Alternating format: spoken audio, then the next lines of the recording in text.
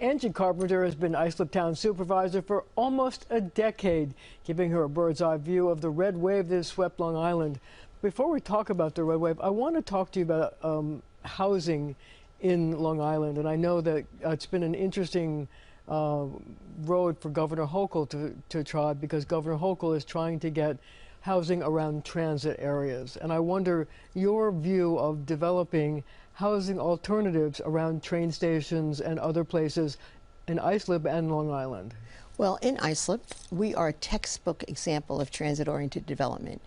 We just opened up, the developer, Bayshore? In Bayshore, right across the street from the railroad station, a bus stop right in front of the development, about a block or half a block from the downtown area, 2 blocks from the ferry, and an Uber ride away from the airport. So you don't get much more transit-oriented than that. So how did you do that? The governor has had a difficult time convincing localities to do that. There's been a lot of pushback in Albany, and she wasn't able to get a large consensus to do it, you know, citywide, statewide, Long Island-wide, anywide.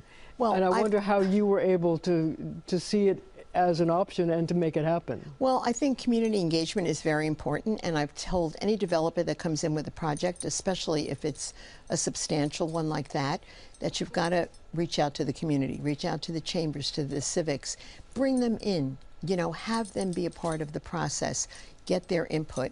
And we did that with that project. We did that with another project on 87 acres in Central Islip that has been developed. In fact, it's being leased up now. And I've had those conversations with the governor. In fact, we invited her to come to Bayshore, and she actually stood in that development called Shoregate. And I said to her, you know, you have to understand, we locally know how to do it. Give us an opportunity to do it. Doing it from a state level isn't necessarily the right answer. So you want to do it yourself as opposed to being imposed on you by the state of New York. Exactly, exactly. So you have been in this job for almost a decade, and we should point out that Islip is the 3rd largest town in the state, but it gives you a bird's eye view of the red wave that has swept Long Island. I wonder why you think it's happened and whether it will continue. Well, I think people struggle every single day. The cost of living has gone up. We see people leaving our area. They're struggling to stay here, whether they're, you know, empty nesters who want to stay on Long Island with their family but feel forced to leave because taxes are just too high, or it's young people looking to stay. And so why have people, you know, decided that the Republicans are the ones who can do that? Well, I think that, you know, the Republican Party has portrayed itself and has demonstrated itself as one of less government, less intrusion, and I think people like to hear that. The latest issue with the housing, people really pushed back on the governor, and I know that she was well-meaning, and, you know, I've had those conversations with her, even though we're different political parties. Less government, less pressure from the state. Yeah. Yeah, I really think that, and work with us, you know, work with us. And she has an opportunity now. I've given it to her. We have a project at our airport, Long Island MacArthur Airport, that we have been working diligently on for years to try to expand the service that we have there.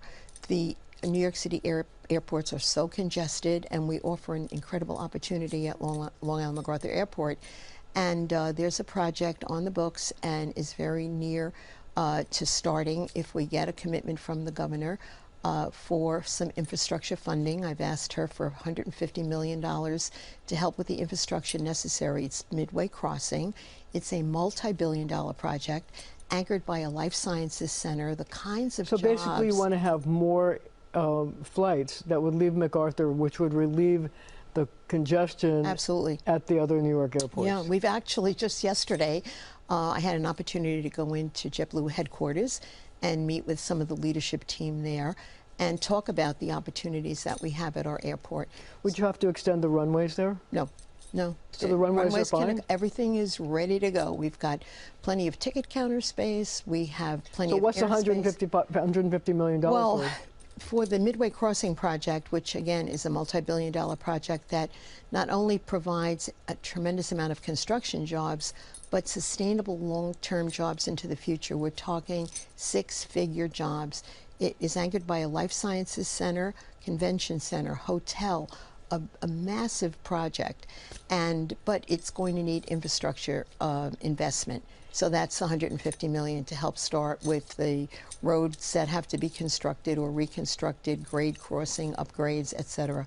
So let's talk politics for a minute. Long Island has a number of freshman Republican congressmen who want to keep their jobs in November, and they're going to be under intense scrutiny and attack by Democrats who want to stop them from going back to Washington. What are going to be the key issues? And, you know, the Democrats are trying to paint them as anti-abortion. And is that going to be a key factor in whether they can keep hold on their positions? Well, first of all, as a woman, and I'm sure you can relate to it, I don't think that belongs being an issue in government. You know, but it's going to be. It shouldn't be. It shouldn't be. And I think Trump, and I'm not a big rah-rah Trump supporter, don't get me wrong, you know, but he was right to say that belongs with the states. That is not something that should be debated on a national level. So you don't think so in other words, the candidates who are going to run, the Republicans who are now in office, you don't think that they should rise to the bait that the Democrats are going to throw at them of saying that they're anti-abortion? Absolutely. I think that's a very fair statement. They shouldn't rise to that bait. They should run on their records. They should run on their records of being responsive to the people that they represent in their districts. They're all running for re-election. We have Andrew Garbarino, Congressman Garbarino, Esposito, LaLota. They have all proven that they're working for the people. And I think the thing that the Democrats are really struggling with is the fact that they've got someone in the White House who really isn't doing what he should be doing. The economy is bad. You know, the cost of a loaf of bread, and people are seeing it. They're seeing it, and they're realizing it's coming. The trickle down from Washington is affecting everyone from, you know, just going to the supermarket. So I think that's what the Democrats should be concerned about. So we only have about 30 seconds left, but so you think that inflation and the high cost of living under the Democrats is going to be a key issue in the November elections? Absolutely, absolutely. It's all about the money, and it's all about the fact that people are struggling to make ends meet, struggling to stay here. The state of New York has lost a lot of population. We've been pretty solid, you know, on the island, and I think it's because of the governance that the Republican townships have shown: Brookhaven, Hempstead, Smithtown, and of course Islip. We have to get in a plug for Islip. Absolutely. And on that note, we're going to have to leave it there for right now, but we'll be right back.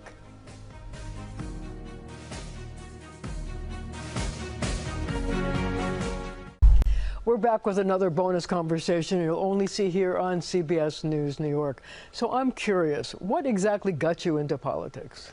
Oh my gosh, being involved in the community.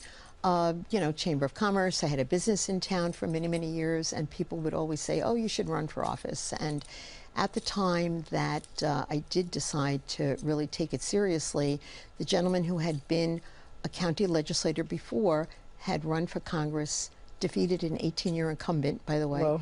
And that was Rick Lazio, and he went off to Congress, and it created a vacancy. So and the rest is history. And the rest is history. Have you ever regretted it? No. No, not Good one answer. bit. Not one bit. So do you think it's important that people get involved in politics at the local level and in general, government work? Oh, absolutely. And from the very basics of voting, registering to vote and being a part of the process, don't complain about how things are running if you haven't even voted, you know? And New York has really low voter It's turnout. terrible. It's terrible. My daughter-in-law is from Brazil, and if you don't vote there, you get fined. Should we do that here? Why not? We're charging to drive into Manhattan extra. Why not? I was going to ask you about congestion. I guess you don't like congestion pricing. No, it's not really. Well, why don't you, as you know, you're the Islip supervisor, why don't you ask the MTA for a piece of the congestion pricing pie to help with what's going on in Islip and better the transportation there? Well, you see these mugs, I'd probably have more positive reaction if I tried to get the mugs to give me that money, because I've been trying to do that with sales tax. Sales tax is collected in the county across the state of New York. In our county, it's 8.625%. Not one penny of it comes to the towns. Half of it goes to the county, half of it goes to the state. Yet so how much do you want of that? I think I would take 1% and be very happy. Well, okay. Well, we'll tell the governor about that. Okay. So I wondered, what's your favorite way to spend a Sunday? Oh, I love being with my family. I have 2 grandkids and a wonderful husband who allows me to do what I do, never nags me about, oh, you're going out again tonight, or you're going out on the weekend. This weekend it'll be Little League openings, so. I get it. But it's all great. It's a wonderful opportunity to be there for the community, to listen to them and hopefully make a difference. Do you have a pet peeve? Yeah. Okay. Off the top of my head, I've got to say, people expecting that I can make everything right, especially like they'll complain, that road, I can't stand how Montauk Highway and Sunrise Highway and the Parkway, why aren't you paving it? It's a state road, so understanding the jurisdictions Sure. and what you can and can't do. I'm not a miracle worker. So nobody is. What's the best piece of advice you've ever been given? Oh, gosh. My mom, work hard and you can be anything you want to be. I tell that especially to girls all the time. Girl Scouts will come into me and I'll point to that wall in our town boardroom that has all of these pictures hanging. In 335 years in the town of Islip, I'm the first female supervisor ever elected. That's amazing. Yeah. So as the first female supervisor, what's the proudest moment you've had since you've been doing the job? Oh, gosh. I love the fact that we're making a difference in the community, fixing our parks. We have done a tremendous job. We have over 100 parks. We've got a brand new swimming pool opening. It was a $20 million project. Being able to see that happen, and certainly working on the airport and trying to have that service enhanced at Long Island MacArthur Airport, and see that Midway Crossing project And you want to happen. get buttons that say, I flew out of MacArthur Airport, Absolutely. We'll get you one. right? Okay, I'll wear it on the show. Promise. And yes, Angie Carpenter, thank you so much for joining me, and thank you at home for joining us as well.